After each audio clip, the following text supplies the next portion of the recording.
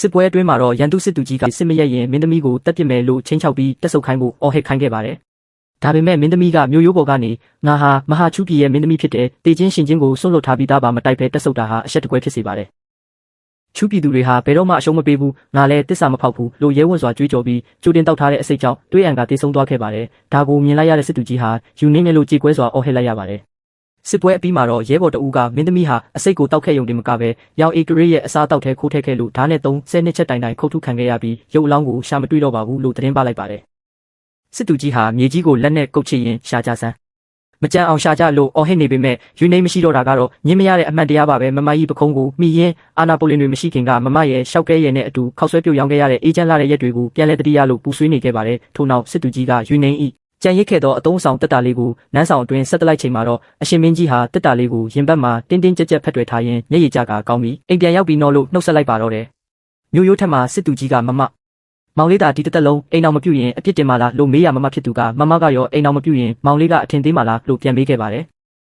မောင်ဖြစ်သူကမစိုးပါဘူးလို့ဖြေလိုက်တဲ့အခါမမကလည်းဒါဆိုမမလည်းမောင်လေးလိုပါပဲလို့နားလဲစွာဆိုပါတယ်ဘာလို့ဒီလောက်ဝေးတဲ့နေရာအထိတွားရတာလဲလို့မေးတဲ့အခါမောင်ဖြစ်သူကစစ်သူကြီးဆိုတာတိုင်းပြည်နယ်စက်ကိုစောင့်ရှောက်ရမယ့်တာဝန်ရှိတယ်လို့ပြန်ဖြေခဲ့လို့မမဖြစ်သူဟာကိုဂယုစိုက်ပါလို့ပဲမှားကြားနိုင်ခဲ့ပါတယ်အရှင်မင်းကြီးကမျိုးရိုးမြင့်တခင်လေးများဤစရင်ကိုပြသရင်းဒီတခင်လေးတွေကမိသားစုရောအကျင့်စာရေးပါကောင်းကြပါတယ်လို့အိမ်အောင်ပြုဖို့တိုက်တွန်းခဲ့ပါတယ်အရှင်မင်းကြီးကငါနဲ့ယူနင်းကမင်းကိုတာယာဝပြောတဲ့ဘဝမျိုးနဲ့နေစေချင်တာပါလို့ဆိုတဲ့အခါသူမကအခုလေအရန်အဆင်ပြေနေတာပဲကိုယာရုကိုစံအိမ်လာစာနဲ့လူတိုင်းဤလေးစားမှုကိုရထားတဲ့မိတ်ဆွေတွေကျေးဇူးရှင်တွေအားလုံးရှိနေတာမို့လိုအပ်နေတာညီမလေးတယောက်ပါလေးယောက်ကြားမဟုတ်ပါဘူးလို့ပြောကြားလိုက်ပါတယ်မင်းကြီးကကောင်းပြီးငါရှေ့ဆက်ပြီးမပြောတော့ပါဘူးကိုဝင်အရင်အမာနဲ့မိဖုရားကြီးဟာအာရှမ်းကိုကလေးလေးမွေးလာရင်စကားနားထောင်ပါမလားငါငငယ်ကလို့စိုးနေရင်ဘယ်လိုလုပ်မလဲလို့စိုးရင်တကြီးမင်းမြန်းခဲ့ပါတယ်အာရှမ်းကလည်းစိုးတော့ပိုကောင်းတာပေါ့မမရဲ့တက်ဝင်လှုပ်ရှားတာပေါ့လို့ပြန်ဖြေခဲ့ပါတယ်ထိုအခါမိဖုရားကြီးကဒါဆိုရင်တော့ငါကလေးကိုအရက်ချက်နီးတေချာတင်ပေးရမယ်နောက်ကြရင်မင်းတို့ကပါအကောင်းဆုံးအရက်ချက်တိုက်မယ်လို့ကတိတွေပေးနေကြတာပါမိဖုရားကြီးမိဖွားတဲ့အချိန်ရောက်လာတဲ့အခါပြင်းထန်လာတဲ့ဝေဒနာကြောင့်ငိုကြွေးတန်တွေနဲ့ပြည့်နေသွားခဲ့ပါတယ်ဘေးမှာရှိတဲ့အာရှမ်းကလည်းမိဖုရားကြီးရဲ့လက်ကိုစုပ်ကင်ထားရင်တောင်းထားပါဦးလို့အားပေးခဲ့ရပါတယ်ခဏကြာမှတော့မိဖွားဆရာမကအပြင်မှာစိုးရင်တကြီးစောင့်ဆိုင်နေတဲ့မင်းကြီးထံဝမ်းအားရပြေးထွက်လာပြီးတမီးတော်လေးမွေးဖွားလိုက်ပါပြီမိဖုရားကြီးလည်းကြမ်းကြမ်းမာမာပါပဲလို့သတင်းကောင်းပါခဲ့ပေမဲ့ခဏအကြာမှာပဲမိဖုရားကြီးတွေးလို့နေပါပြီဆိုတဲ့ထိတ်လန့်ပွဲအော်ဟစ်တန်ကြီးထွက်ပေါ်လာခဲ့ပါတယ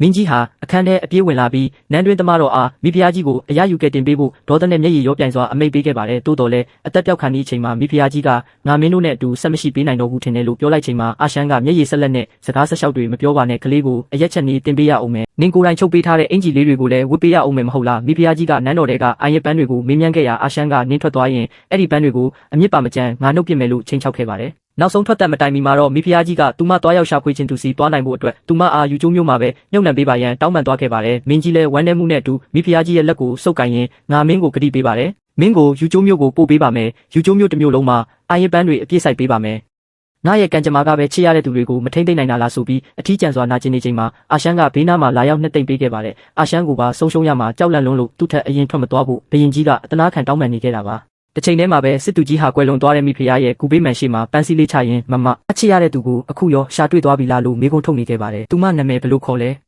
နေအခုလေးတင်အိပ်ပျော်သွားတာနန်းတွင်အမတ်တွေကတိုင်းပြည်မှာအိမ်ရှိဆန်မရှိရင်မဖြစ်ဘူးမင်းသားတပပကိုအိမ်ရှိဆန်ရွေးချယ်ပေးပါလို့တောင်းဆိုကြပေမဲ့ဘုရင်ကြီးကတော့ရှေးထုံးစံတွေကိုရိုက်ခွဲပြီးမိမိရဲ့သမီးတော်ဝမ်နင်းကိုပဲဒေဝါချူတိုင်းပြည်ရဲ့ပထမဆုံးအမျိုးသမီးအိမ်ရှိဆန်အဖြစ်ခန့်အပ်ဖို့ဆုံးဖြတ်လိုက်ပါတယ်နှစ်ပေါင်းများစွာကြာမြင့်ပြီးနောက်ဘုရင်ကြီးဟာကျမ်းမာရေးချိုးတဲ့လာပြီးခုံတိုင်ပေါ်ရောက်ရှိသွားခဲ့ပါတယ်။သမီးတော်လေးဝမ်နင်းကခမဲတော်ရဲ့ခုံတိုင်ကိုတွန်းပေးရင်းခမဲတော်ဘယ်တော့မှကိုယ်တိုင်လမ်းလျှောက်နိုင်မှာလဲဟင်လို့ကလေးဘာသာမေးခွန်းထုတ်တဲ့အခါဘုရင်ကြီးကမကြတော့ပါဘူးလို့ပြန်ဖြေခဲ့ပါတယ်။တောင်းရသည်ရောက်ရှိလာချိန်မှာတော့ဘုရင်ကြီးဟာသတင်းပေါက်ပြင်ပကမတ်မုံပန်းနီတွေကိုကြည့်ရင်မယ်မယ်နဲ့ညီမတော်ယူနှိန်းတို့ရဲ့အတိတ်မတ်တရားတွေကိုအာရှမ်းကိုပြောပြနေခဲ့ပါတယ်။ထို့နောက်ဘုရင်ကြီးဟာသူ့ရဲ့နောက်ဆုံးအချိန်နီးကပ်လာတာကိုသိရှိပြီးအာရှမ်းသူတို့ငါ့ကိုလာကြိုတော့မယ်ထင်တယ်တကယ်လို့များယူနှိန်းကိုမင်းသားကနေပြန်မခေါ်ခဲ့ရင်သူမအဝေးကိုလက်ထပ်ပေးစားခံရမှာမဟုတ်ဘူးလို့ရေးရွတ်လိုက်ပါတယ်မင်းလိုစိတ်ထားမှုမြတ်လာတဲ့သူနဲ့တီးခွင့်ရခဲ့တာကိုပဲငါတကယ်ကျေးဇူးတင်မိပါတယ်မင်းသမီးလေးနေနဲ့ငါတို့ရဲ့တာချူနိုင်ငံတော်ကြီးရဲ့အနာဂတ်ကိုမင်းလက်ထဲပဲစိတ်ချလက်ချပေးအပ်ခဲ့ပါရစေဒီတစ်ချိန်မှာတော့နောက်ဆုံးမှာမင်းတို့ရဲ့နှုတ်ဆက်ခြင်းနဲ့အတူငါထွက်ခွာခွင့်ရခဲ့ပြီနာရေးအပြီးညီလာခံမှာတော့တစ်ထာမိတ်စာကိုထုတ်ပြလိုက်ပြီးမင်းသမီးလေးဝန်းနေဟာထီနန်းကိုဆက်ခံရမည်ဖြစ်ကြောင်းစစ်တပ်နဲ့အတူကြောက်ရွံ့ဖွယ်ဩစာပြကမင်းသမီးလေးကိုဧကရစ်အဖြစ်ရဲရဲဝံ့ဝံ့နန်းတင်ပေးခဲ့တယ်အကြီးတော်ရဲ့ထက်မြက်မှုနဲ့စစ်တပ်ရဲ့ဖိအားကြောင့်ညီလာခံတစ်ခုလုံးလဲမင်းသမီးလေးကိုဧကရစ်အဖြစ်စကားတခုမျှမဟုတ်ဝင်ပဲဝိုင်းဝန်းဦးချအယိုသေးပြုကြရပါတယ်တနေ့မှာတော့စာကြီးဆောင်ထဲမှာစာရေးရင်မင်းသမီးလေးကတက်ပြင်းကြီးချကာထားအကြီးတော် ဧကရစ်လောက်ရတာတကယ်ပင်ပန်းတာပဲနော်ဟုညီလိုက်ရအကြီးတော်ဖြစ်သူကခေါင်းလေးကိုပုတ်ပေးရင်းတမိရဲ့ခမဲတော်လဲအဲ့ဒီတုန်းကပင်ပန်းခဲ့တာပါပဲဒါပေမဲ့သူဟာတိုင်းသူပြည်သားတွေအတွက်ဧကရစ်ကောင်းတစ်ပါးဖြစ်ခဲ့ပါတယ်ဟုစကားဆိုရင်နှစ်သိမ့်ပေးခဲ့ပါတယ်အဘက်လာတာဆောင်တွင်အတူထိုင်နေကြစဉ်မင်းသမီးလေးကအကြီးတော်နာချွဲနှဲ့ရင်ဒါအကြီးတော်ခမဲတော်တို့ရဲ့အကြောင်းကိုတမိကိုနောက်တစ်ချိန်ပြောပြပါဦးနော်ဟုတောင်းဆိုလိုက်ပါတယ်ကြီးဖြစ်သူကမင်းသမီးလေးကိုသူမရဲ့မယ်တော်ဟာမိမသားအလုပ်တွေထက်လန်တိုင်းကိုပိုတဘောကြသူဖြစ်ကြောင်းပြန်ပြောပြနေပါတယ်မင်းသမီးလေးကအကြီးနောက်တစ်ချိန်အခွင့်အရေးရရင်ရောဒီခက်ခဲတဲ့လမ်းကိုပဲထပ်ရွေးချယ်ကြအောင်မလားလို့မေးတဲ့အခါအကြီးဖြစ်သူကရွေးတာပေါ့